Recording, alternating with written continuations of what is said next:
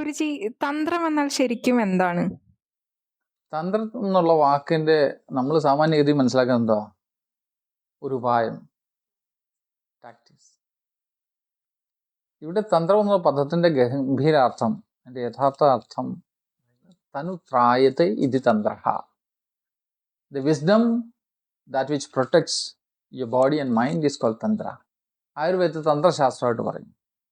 തന്ത്രങ്ങളിൽ അനേകം മനസ്സിനെ സംബന്ധിച്ചുള്ള വിവിധ വിഷയങ്ങളെ പറ്റി പറയും. അതിൽ ശരീരവും പെടും. സ്ഥൂല മനസ്സാണ് ശരീരം, സൂക്ഷ്മ ശരീരമാണ് മനസ്സ്. അതിനെപ്പറ്റിയുള്ള അറിവ്, ഈ പ്രകൃതിയെ പറ്റിയുള്ള അറിവ്, അത് തന്നെയാണ് തന്ത്രശാസ്ത്രം. ലോകത്ത് ജീവിക്കാനും ഈ തന്ത്രം അറിഞ്ഞിരിക്കണം, വേണ്ടേ? മന്ത്രിയാവാനും തന്ത്രം അറിഞ്ഞിരിക്കണം. ഈ തന്ത്രം ജീവിതത്തിന്റെ ആയോധനത്തിലുള്ള ഉപായമാണ്.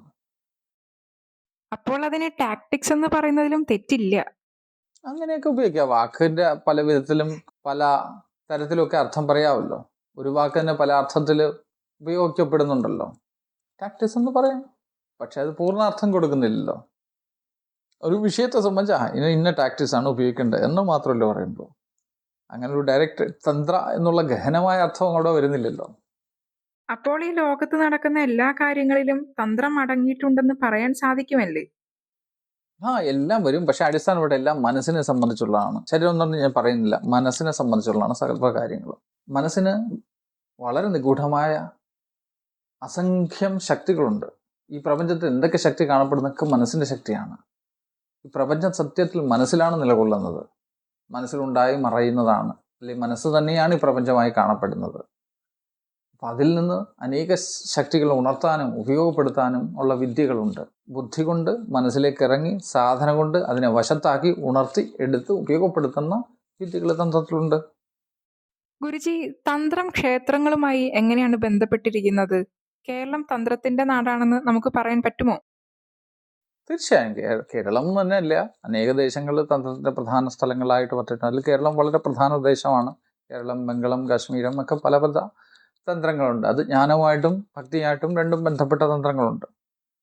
ഇതിൻ്റെ എല്ലാ അടിസ്ഥാനം കുണ്ടലിനി തന്ത്രം തന്നെ. ഈ ശരീരത്തെ ക്ഷേത്രമായിട്ട് പറയുന്നത് ശ്രീയന്ത്രമായത്. ഇതിൻ്റെ അകത്ത് മൂലാധാര, സ്വാധിഷ്ഠാന, മണിപൂര, അനാഹത, വിശുദ്ധി, ആജ്ഞ, ബിന്ദു വിസർഗ, സഹസ്രാര ചക്രങ്ങളുടെ ബിന്ദു മേളിൽ വെച്ചിട്ട് ഒക്കെ ഈ ശരീരത്തെപ്പറ്റി പറയുന്നത്. ഇതിൻ്റെ ഒരു റെപ്ലിക്കയാണ് ക്ഷേത്രം. പുറത്തുള്ള ആരാധന, കാരണം പുറത്ത് ഇതിൻ്റെ രൂപങ്ങളൊക്കെ കൊത്തുവെച്ച് ഇതിനെപ്പറ്റി പഠിപ്പിക്കുക. നമ്മൾ ആദ്യം ശരീരത്തെപ്പറ്റി പഠിപ്പിക്കാൻ സ്വന്തം ശരീരം കീറി പിടിക്കാൻ പറ്റുമോ? അതിനൊരു ഡെഡ് ബോഡി അല്ലേ, അതിനെ എടുത്ത് കടാവറിനെ എടുത്ത് വെച്ച് അതിനെയൊക്കെ കീഴ്പ്പറിച്ചൊക്കെ മനസ്സിലാക്കുന്നു, അസ്ഥികൂടത്തെ മനസ്സിലാക്കുന്നു, രക്തസംക്രമണത്തെ പറ്റി എന്നിട്ട് ജീവശരീരത്തിൽ പരീക്ഷിച്ച് നോക്കും. പക്ഷെ സ്വന്തം ശരീരത്തിൽ അപ്പോഴും പരീക്ഷിക്കാൻ പറ്റുമോ? ഇവിടെ അങ്ങനല്ല. ഇവിടെ സ്വന്തം ശരീരത്തിൽ ഈ പരീക്ഷണം ചെയ്തു തോന്നുന്നു. സ്വന്തം ശരീരത്തിലേക്ക് ഇറങ്ങിച്ചെന്ന്, സ്വന്തം മനസ്സിലേക്ക് ഇറങ്ങിച്ചെന്ന്, സ്വന്തം ചിത്തത്തിൻ്റെ അഗാധങ്ങളിലേക്ക് ഇറങ്ങിച്ചെന്ന് അവിടെ ഉറങ്ങിക്കിടക്കുന്ന ശക്തികൾ ഉണർത്തി നോക്കുന്നു. അതിനുള്ള ഒരു പ്രാക്ടീസാണ് ക്ഷേത്രങ്ങൾ. കുട്ടിക്കാലം തൊട്ട് അതിലേക്ക് ബന്ധപ്പെട്ട് ഇതിൻ്റെ രഹസ്യങ്ങളൊക്കെ പതുക്കെ ബുദ്ധിയിൽ തെളിഞ്ഞ്, കാരണം അതിനുള്ള അനുഷ്ഠാനങ്ങളും ആചരണങ്ങളും ആയിരിക്കും അവിടെ നടക്കുക. നല്ല സുഗന്ധം, നല്ല ശബ്ദം, ഇതൊക്കെ മനസ്സിൻ്റെ രഹസ്യഭാവങ്ങൾ ഉണർത്തും.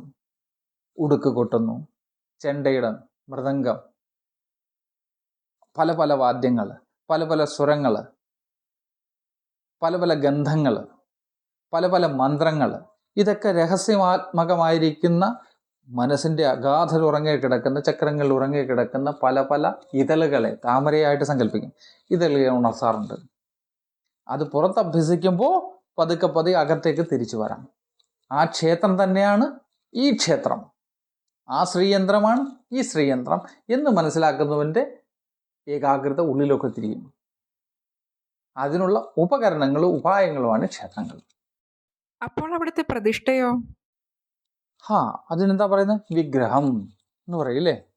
വിഗ്രഹം വിശേഷാൽ ഗ്രഹിക്കപ്പെടേണ്ടത്, അതിനുള്ള മൂർത്തി, അതിനുള്ള സങ്കല്പം, അതിനുള്ള മന്ത്രങ്ങൾ, അതിനുള്ള ആരാധന ചെയ്ത് മനസ്സ് പതിലേക്ക് ഏകാഗ്രമാകും. ആ മൂർത്തിയുടെ സൗന്ദര്യമോ ഭയാനകമായ രൂപത്തിലേക്ക് മനസ്സ് എത്തിപ്പെടുമ്പോൾ അവിടെ ഒരു ഏകാഗ്രത ഉണ്ടാവും. ആ ഏകാഗ്രത സൂക്ഷ്മമായതിനെ തുളച്ച് ഇറങ്ങിച്ചെല്ലും. അങ്ങനെ പതിയെ ചെല്ലുമ്പോൾ അവിടെ ഞാൻ ബിംബിക്കും. എൻ്റെ രൂപം ദേവതാരൂപമായിട്ട് ബിംബിക്കും, എന്ന് വെച്ചാൽ പ്രതിബിംബിക്കും, റിഫ്ലക്ഷൻ ആയിത്തീരും. ദേവതയും ഞാനും ഒന്നാവും. എന്നിൽ ആ ദേവത ഉണരും. ആ ദേവത എന്നിൽ ഉണരുമ്പോൾ ഞാൻ ദേവതയായി ഞാൻ തീരും. അതിൻ്റെ രഹസ്യങ്ങളിലേക്ക് എൻ്റെ മനസ്സ് പ്രയാണം ആരംഭിക്കും.